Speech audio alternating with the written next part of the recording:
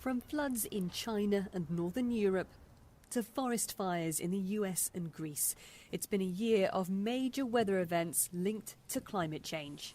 New York City, headquarters of the United Nations, was recently hit with a deadly storm and flash floods.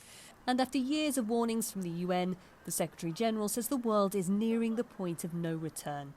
We have reached the tipping point on the need for climate action. The disruption to our climate and our planet is already worse than we thought, and it is moving faster than predicted.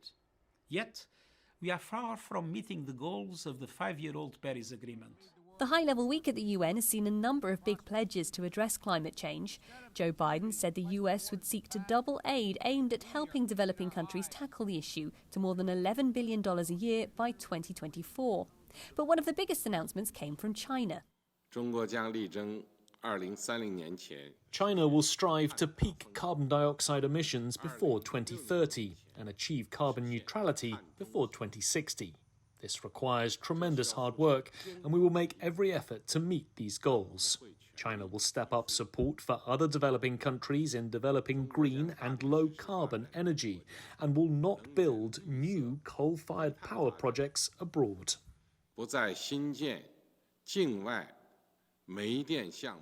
The fight against climate change has at times been eclipsed by the battle against COVID-19 since the pandemic began.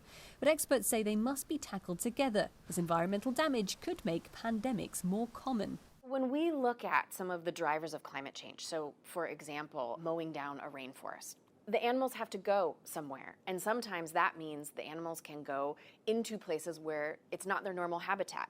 And they start to interact with people more frequently than they would have before.